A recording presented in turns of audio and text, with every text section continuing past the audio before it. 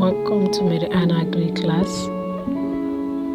Today I'm going to talk on agricultural laws and reforms, the objectives.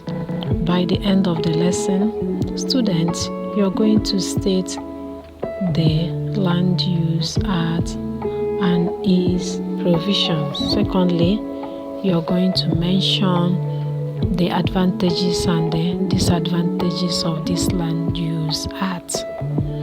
The Land Use Act in Nigeria was promulgated by the then head of state, Lieutenant General Olusegun Obasanjo, in 1978. It was meant to take care of the problems created by our land tenure systems, whereby intended farmers had no place to farm, especially on commercial basis, whereas most landowners were not willing to farm or sell out their land for farming and other developmental purposes. This decree mobilizes inappropriately used land and makes it available for use to enhance commercialization, agricultural development, industrialization, and rural development. The decree vests all land comprising the territory of each state, except land vested in the federal government or its agency, solely in the governor of the state, who will hold such land in trust for the people. The governor will be responsible for allocation of land in all urban areas to individuals, residents in the state, or to organizations for residential, agricultural, commercial, and other purposes, while similar powers with respect to non-urban areas are conferred on local governments.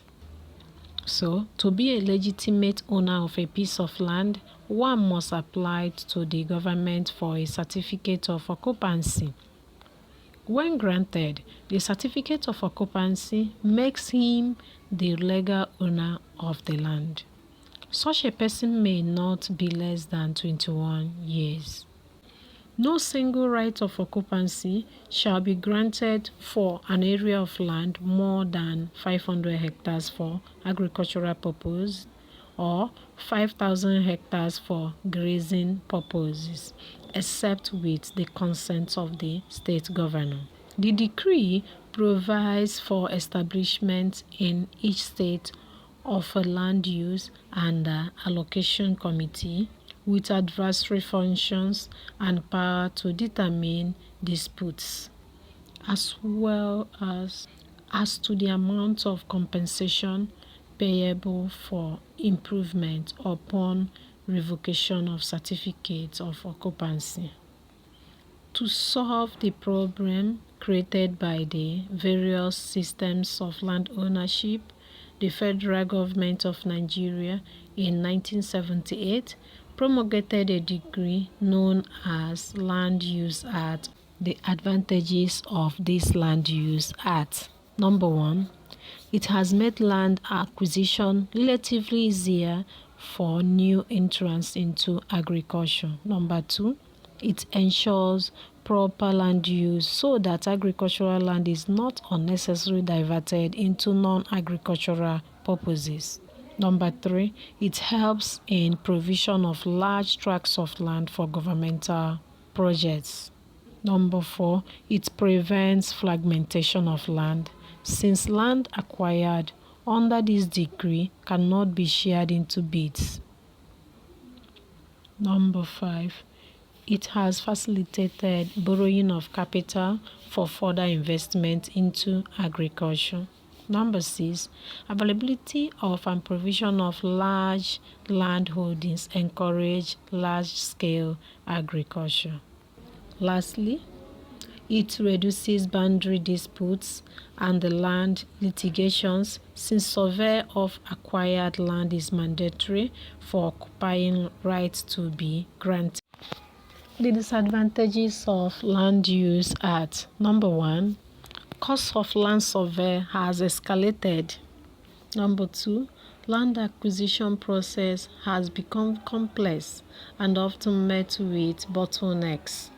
Number 3, it has encouraged dishonesty through illegal sales and the backdating of ownership.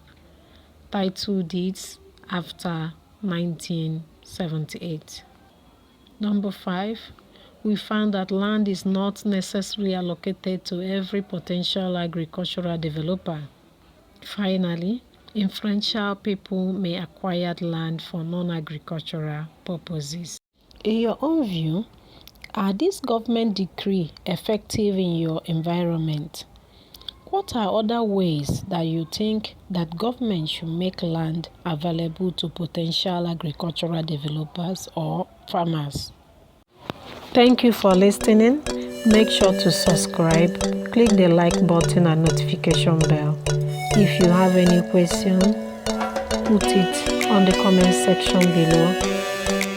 See you next time. Bye-bye.